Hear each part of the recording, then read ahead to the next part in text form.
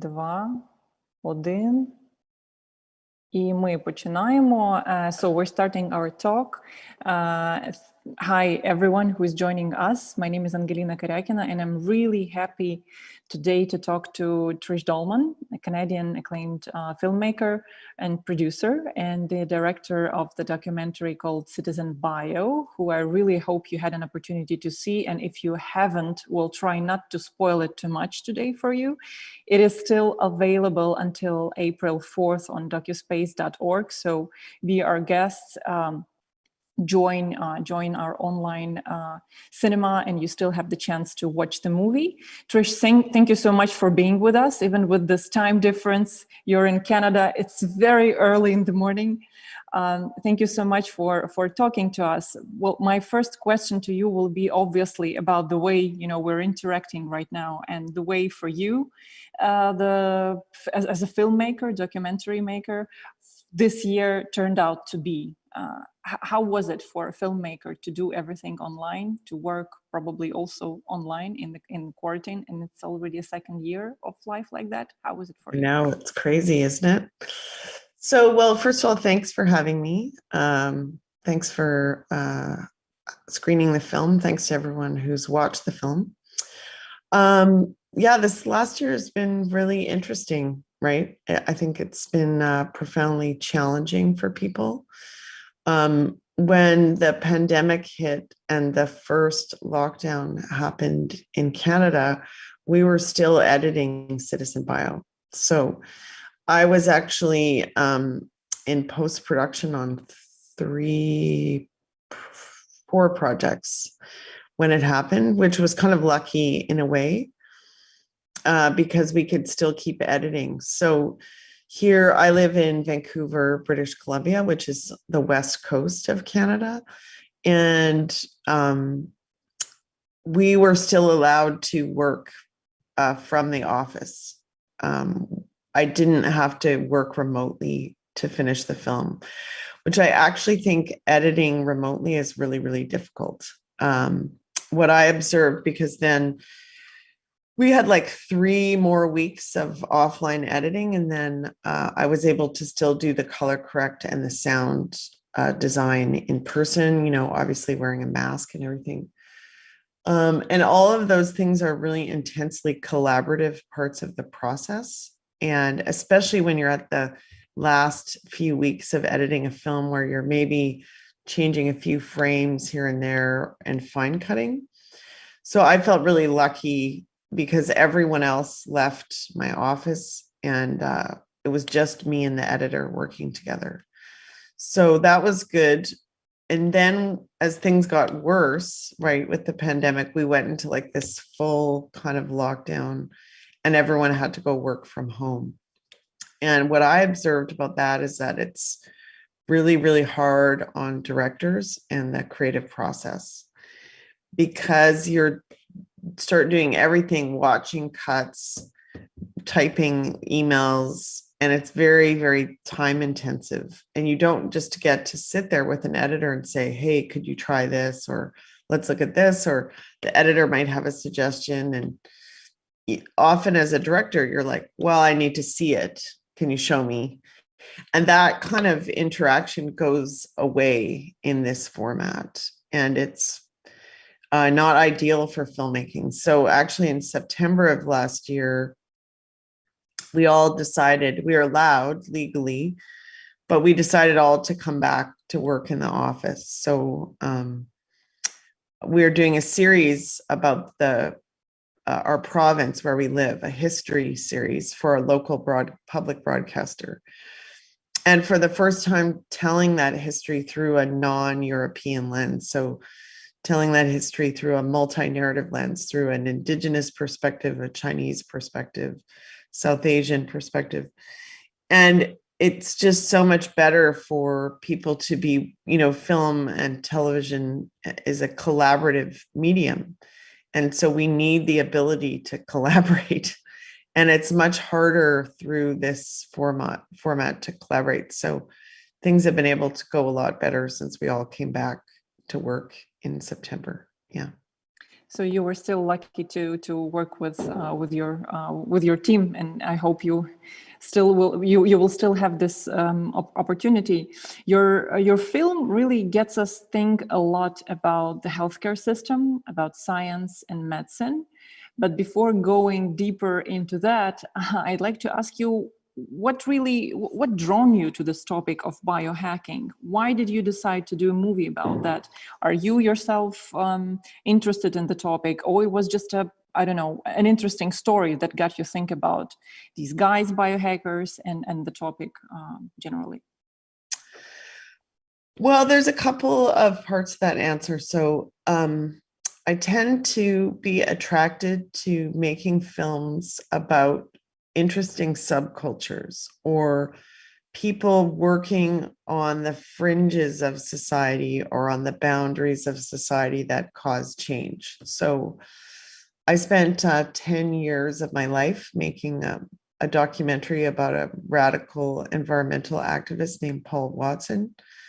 He's Canadian. He's very, very controversial guy. And I just found I find that very interesting.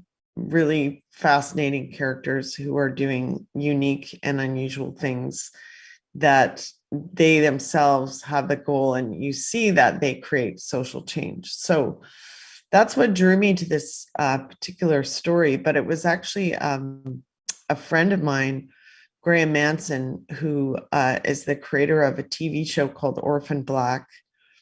And he's now the writer on a big successful series on Netflix called Snowpiercer. And he and I have known each other for, I think, 25 years now. And he wrote a psychological thriller called Cube, a very good movie a long time ago. And he's from here, he's from BC. And so one day he wrote me saying, hey, we're developing this documentary with Showtime and we're looking for a director. Could you make some recommendations? And so I asked him what it was about. I put together a little list, and at the bottom of the list, I said, me.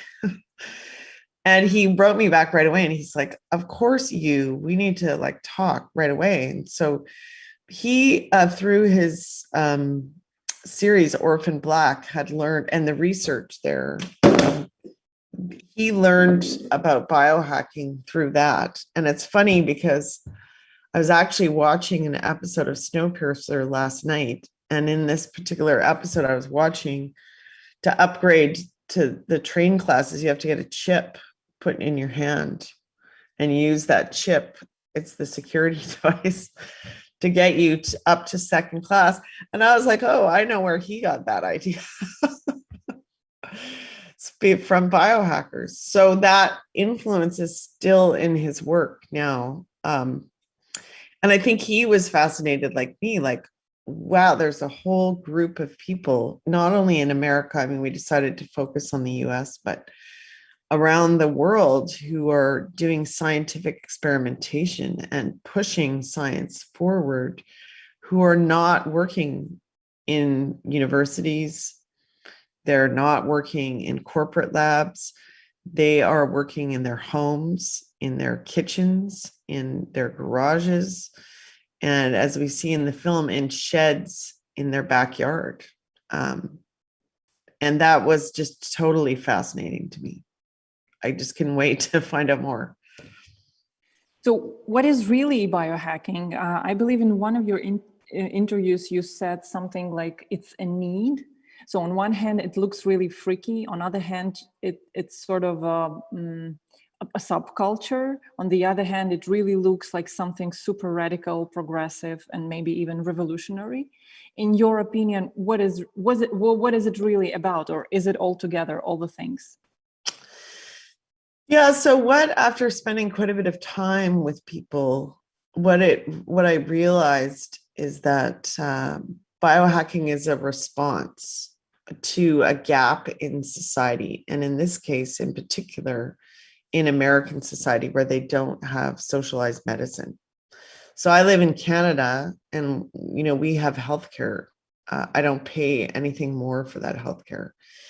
And in the US, I lived in the US and I went to school in California, and half of the people in California have no healthcare.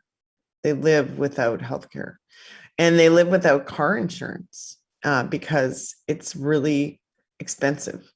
So Americans are spending between $3,000 and $6,000 a month on their healthcare out of their wages, unless you have a job that will provide it. And even then, when you have healthcare, you have to pay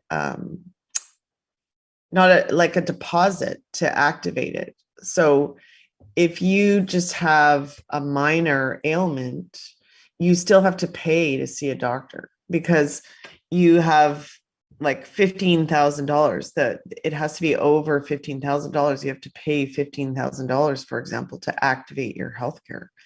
So you've got this society that generally doesn't have the security of having healthcare.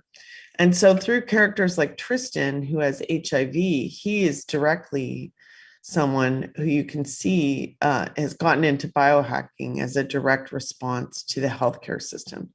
And what he says is, like, if I wanted healthcare, I would have had to stay living in the state of Oregon. I would have had to stay in a job I didn't want, and in order to have healthcare coverage. So he, being this kind of really interesting guy, was just like, I'm not going to do that. I'm going to find a different way, and sort of offered himself up as a human guinea pig to try out different genetic treatments for HIV. And that is really, really interesting. Or you see a character like Josiah, who he's very, very educated biohacker and really knows how to do all the scientific experimentation. And he gets contacted by people all the time. People with cancer, or parents of a child with a unique genetic illness that like 9 people in the world have, and their kid has this illness. Well, when you have a disease that has only 9 people have it, no corporation or pharmaceutical corporation in the world is going to invest in trying to find a cure for 9 people. It's not profitable enough. So secondly, when you have healthcare driven by a profit motive, it creates gaps where humans are not getting their needs met. So those 9 people have no hope of pharmaceutical companies ever finding a cure. So as a parent, they'll be like, what can we do to help my child? So you actually have parents reaching out to these biohackers, asking if they can help with these radical, unrelated, untested treatments. And so that need I was referring to is this kind of gap in society that happens when you don't have healthcare addressing human needs. And humans, when their needs are not being met, will step in. We will fill that gap. We will meet our own needs ourselves. And I think the pandemic has really, really highlighted that, right? So it just was a coincidence that I think the film is really relevant because of this pandemic. It really is. I can see actually that more people are joining, watching us. I just wanted to let them know that they can post their questions, and we will be looking at them a little bit later. We will be talking for another 30 minutes or something like that. So just be our guest and join our discussion. Trish, you already mentioned some of your characters. Just for those who are joining us, or just a quick reminder, Tristan, the guy you mentioned, he's himself HIV positive, and he used biohacking as a way to get better. And from what I could understand from the movie, that it really helped him. His health state was better than ever before, while doing some experimental practices. But my question is about the central figure, a guy named Aaron Traywick. probably, well, on one hand, quite mysterious, and his death is already is also really looks mysterious, even though the police doesn't think anything mysterious happened to him. Who is he in that story? Do you believe that he's central to all the rest of the stories, and why? Well, I think Aaron Traywick is sort of the tale of the story. To me, it's a bit of an Icarus and Daedalus kind of parable, in that Aaron flew too close to the sun in a way, and his wings melted, right? So he is another facet to biohacking, and very specifically to American culture, which is this idea, this kind of Silicon Valley ethos, right? That everything can be monetized, you can make money off of anything. And so you've got, on the one hand, the biohackers. Often this group of people have these very altruistic ideas about, Josiah says it in the film, we just wanted to create something beautiful, because to them, science is extraordinarily beautiful, and what you can make with science and the impact of biology for them is beautiful, just like film and art for me is beautiful. For them, it's what you can create with science is entirely beautiful. So Aaron Traywick entered this subculture, this kind of underground community, with one thing that biohackers often don't have, which is money. And he had worked with his aunt in Washington, D.C. on political lobbying. And that's where I believe he really learned how to fundraise. That's where he learned about life extension. And through life extension, there's a big connection between life extension and the biohacking movement. And he first learned about biohacking.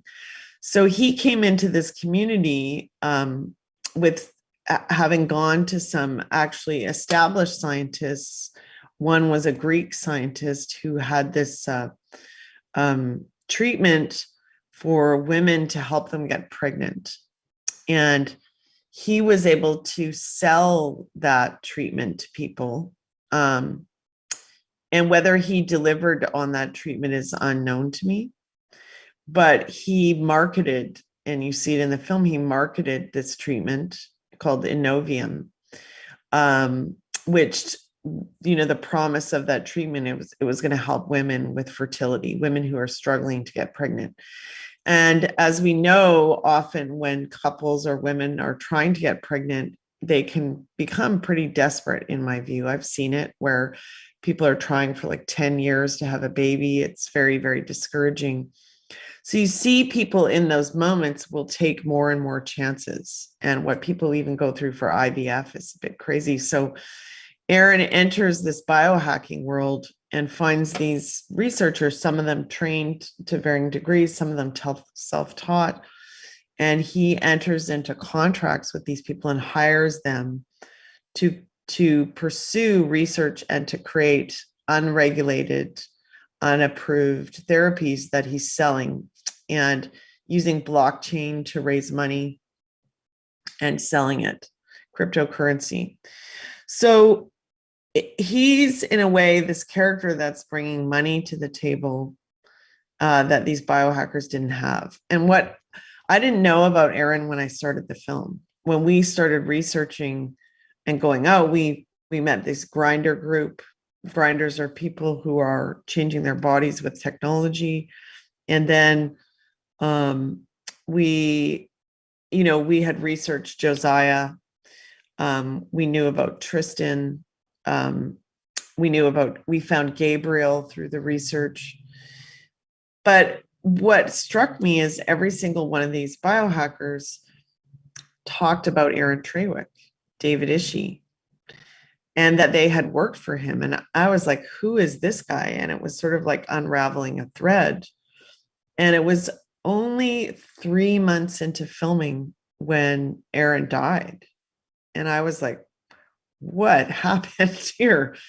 Yeah, I So actually wanted to ask you when exactly did he die? He died in 2018. May of 2018. Yeah. So you started to work on the movie 3 months later, right? No, before Before. he died. Yeah, we had started filming in development before. But you didn't have So a chance to talk to him. You probably planned it, but did I you reach never out met to him? him. Never met him in person. So we quickly went, once he passed away, I went and interviewed everyone because I was like, what happened here? And that becomes this story of the film, which is really, I think about this group that as social, I really see biohacking as kind of a social movement. It's filled with idealism. Like literally, this group of people felt like they were going to change the world. And they started getting a lot of publicity and a lot of media, which they thought was going to be quite useful to them to help them raise money and, get more people involved. And you really see that through Aaron, because in the film, he hired these biohackers and researchers, and even by their standards, kind of charged ahead with treatments and making claims about these treatments when they weren't ready. So about an HIV treatment, about a herpes treatment, and they didn't feel that it was ready. So that group kind of rebelled against Aaron. And I think when he died, he found himself quite alone and isolated because that group had kind of expelled him from the group. And so, he died tragically. He was very young. He was 28 years old. It's a very young age for an obviously intelligent, very ambitious young man to die. Seeing the way he worked with people and the way his life developed, so to say, do you think he had potentially like a great scientific or business life ahead of him? I don't think he knew anything about science. He had no training in science. I don't think he knew anything. No, I mean supporting science or bringing money into science in this role. Yeah, I mean, I think, let's say half of business is pitching an idea, right? And I think Aaron was good at that. I think he was good at pitching ideas, but hubris is problematic. And it can be a lot of tragic characters in all our human mythology. Hubris can be their Achilles heel and can take them down. And I think that's what happened to Aaron. I think he was told his whole life that he was brilliant and really, really smart and a genius. And he believed it. I mean, this is the danger of telling people that they're really smart all the time, is they believe it. And I think Aaron believed that he was actually smarter than everybody else. And that was his downfall. So it's hard to say. I think he could have had a very interesting future if he learned from what had happened. I think that kind of rejection was really, really hard for him, clearly. And the negative press was really, really difficult. My observation is that none of these biohackers were really ready for what the media can do to you. And anyone I've made films about or know that are involved in social movements that last, they really understand the role of the media. So, like I said, I made this film about Paul Watson. He knows how to manipulate the media very astutely. Trish, I have a question about the company, the Ascendance Biomedicals or Biomedics, I think. What happened to the company? Is it still on the market? And what are his former colleagues and partners are doing right now? You're following their lives. Yeah, so initially a group of them tried to get together to make a collective called Transcendence. and then they changed that. Tristan, Mac, and Walter got involved with a guy in Los Angeles who had some startup money. So Mac and Walter actually moved to LA.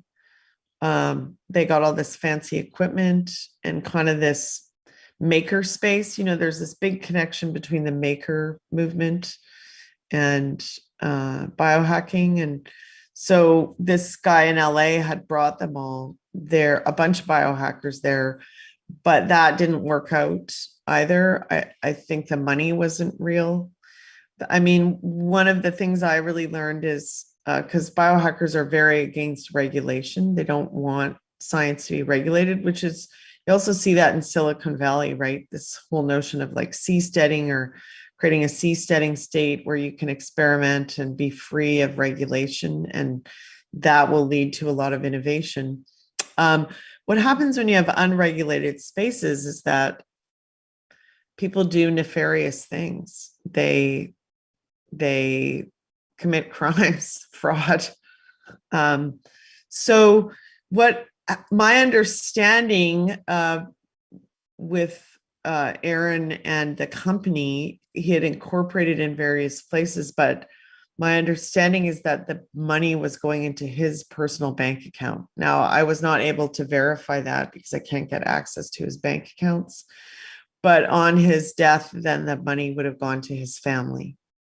I don't think he had a will, so any of the money would have gone to his closest relatives, being probably most likely his parents in this case.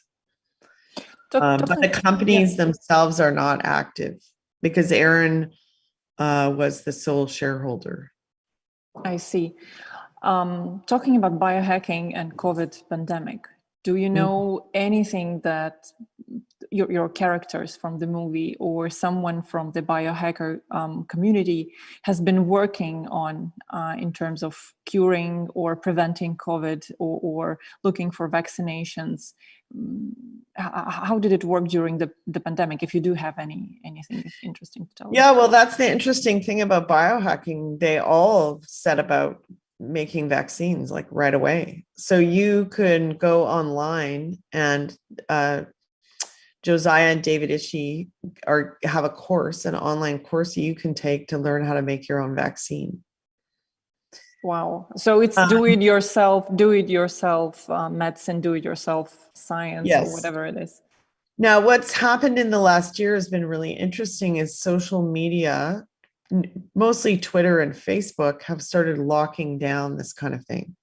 So largely Josiah, you know, his main way he reached people was through teaching classes, teaching people how to do biohacking themselves, how to do genetic engineering themselves. That's his whole ethos, is like power to the people.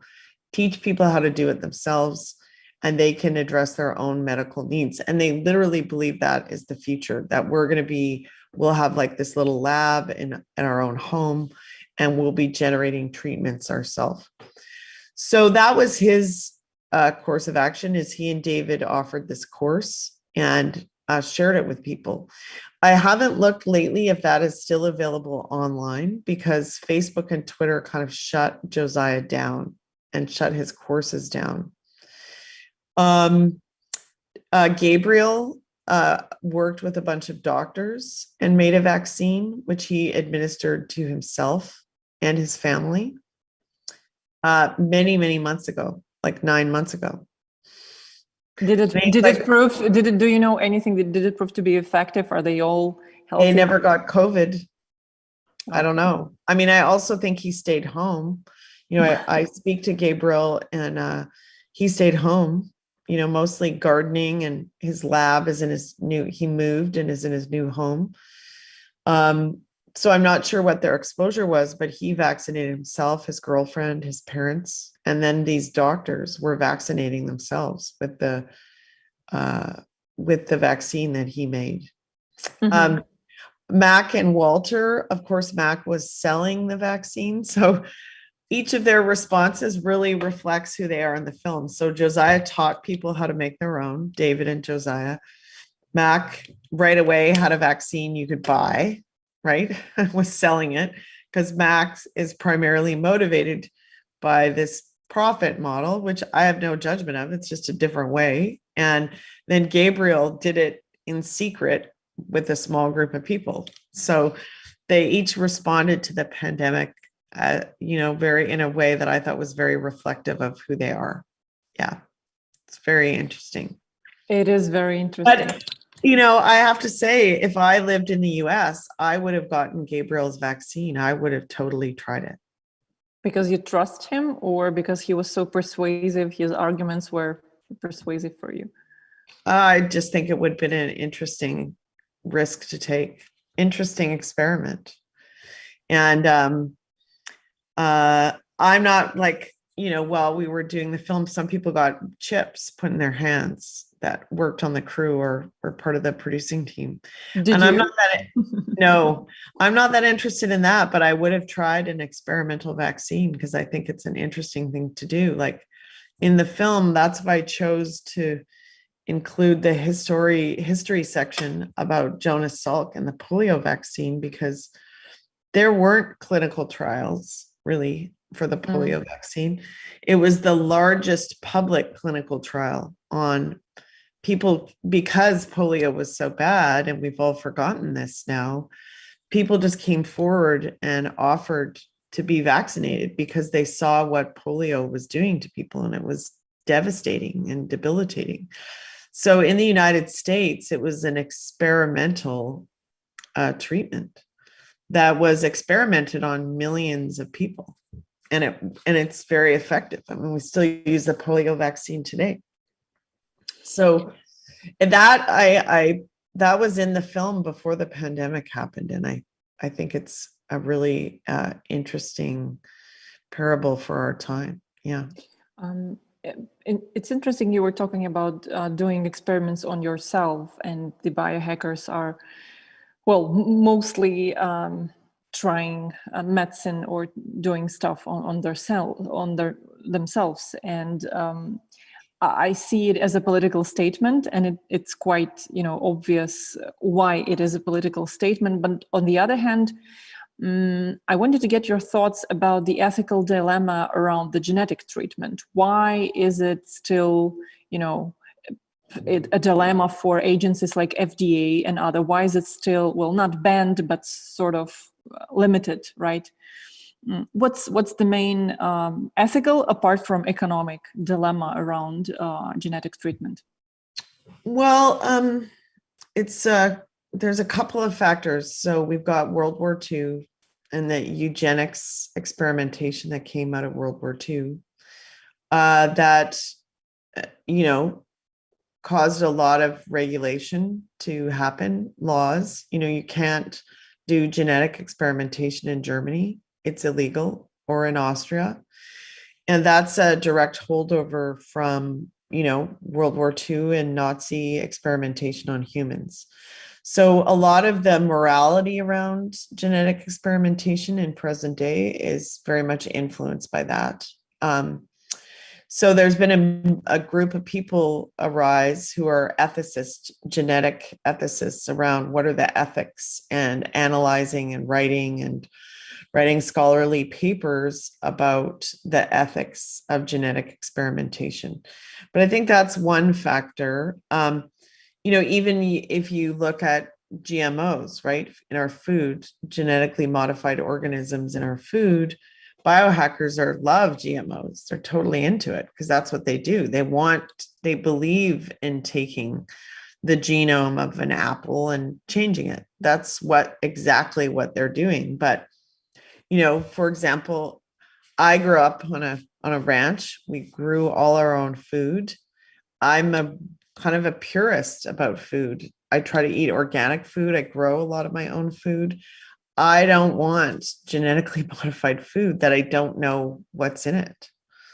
And I think people, when they don't know what the long-term impact of genetic modification is, I think is where a lot of fear comes from. And so the FDA, most biohackers don't want regulation. They don't believe in the FDA.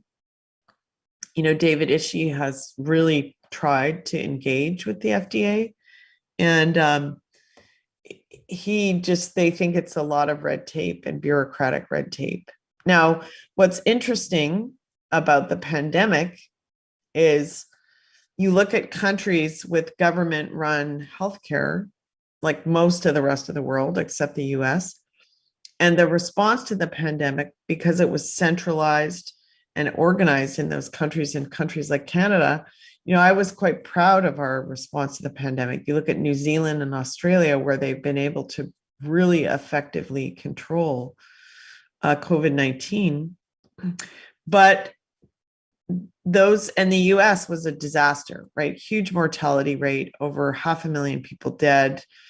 The healthcare system was in shambles. If you watch Alex Gibney's documentary, Totally Under Control, you see the federal government bidding against the state healthcare system for ventilators and all sorts of equipment, and driving up the price, and then buying it and then selling it back to the states at a higher rate through a private corporation. I mean, it's a mess how they handled that. The whole system is a mess. But then you look at the vaccine rollout, and in the US, in an unregulated, private, for-profit driven market, they have been able to very effectively get the vaccine into people and have a very large number of their population vaccinated. Whereas here in Canada, where we have a centralized healthcare, it's been very, very slow to get people vaccinated. And now we're in our third wave and a huge lockdown. And people are very, very, very frustrated, because it's an interesting, like, I'm fascinated by human psychology. It's part of the reason I make documentaries. And in a way, what I don't think the governments of the world understand is this is a social contract we've entered into. It's an unwritten social contract at the start of the pandemic, when governments say, okay, we're going to lock down. We're going to ask you to stay home, work from home, not go to school, close your business, potentially lose your business, lose your job, potentially go bankrupt, right? I don't know if that's happening in the Ukraine, but there are companies gone bankrupt. People have lost their jobs. So what people are like, okay, I will do this for the greater good. I'm going to do this for the 80-year-olds. I have, my mother-in-law has Parkinson's, and I know she's very frail. If she got COVID, she would die for sure. She wouldn't make it. So, we do this to protect the elderly and people with underlying illnesses. And this is a social contract, right? And so when they don't deliver the vaccines, what I don't think they've realized is they've broken that social contract with the public. So now you're seeing a lot of anger and frustration with this situation. And that's very, very interesting. It's very, very interesting. And it's sort of the same thing. That is the same thing that biohackers are responding to. The social contract is broken, so they're going to take it into their own hands. They're going to treat themselves, find cures, and they could move very quickly. They had vaccines developed within the biohackers within a couple months. Do we know if they're effective? I have no idea. Talking about social contract, we've been doing recently a research on vaccines and vaccinations generally in Ukraine, and there's an interesting result coming from the survey. The less the trust is towards state institutions and state, as a source of information, the more you have refusals towards vaccination. And it is also working in different countries, like in Europe, for example, the countries that trust most state institutions, state as a source of information, and generally just trust the state, like Netherlands or Great Britain, they have less, numbers of people who are refusing, and it's different, like in France or the US. So my question here is, about trust towards institutions, science, and medicine. Whether you think in some way biohacking might contribute to that distrust, to the idea of this generally, big pharma conspiracy, which really comes up. I mean, here in Ukraine as well. You were mentioning Ukraine. It is also one of the reasons, you know, people believe they don't need to do vaccination, contributing to someone's, you know, money and business. What do you think about it?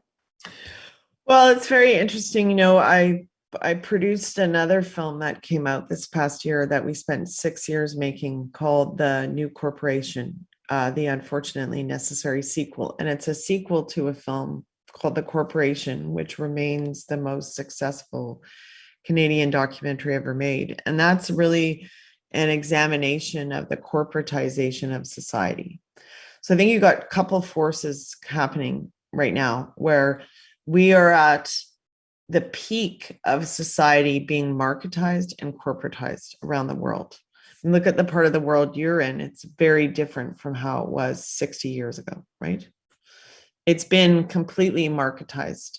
And America is sort of the most corporatized and marketized culture in the world, which the corporate rule causes the erosion of government. That's what it's doing. It wants to get rid of government entirely. I mean, there's a whole philosophy, especially in Silicon Valley, which is we don't need government at all. Get rid of government and let corporations run society. Well, do we actually believe that that's going to be very good? So you've got, I mean, that would, to me, we would be entering, and we are entering an era of corporate feudalism if we give all the power to corporations, because they don't have humans' interest at heart. So this is where you're getting the distrust of big pharma. When you have companies like Volkswagen lying on record to the public and governments for years, it creates this distrust in corporations. When you have, you know, oil and gas companies violating laws and being fined billions of dollars, but it has no consequence for them, that they accept, that Facebook accepts these giant government fines as just part of their business. We have a society right now where people don't trust government and they don't trust corporations.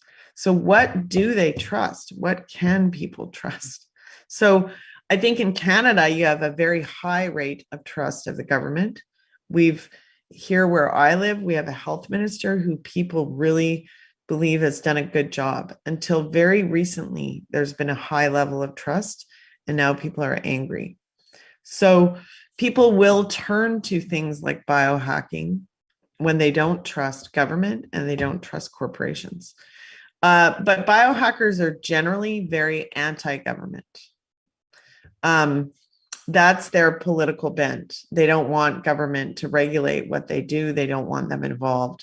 They believe that a new model is better that without government. Personally, do I believe that? No, because I think the dark side of that will be like a corporate feudalistic society, or a society run by oligarchs or billionaires.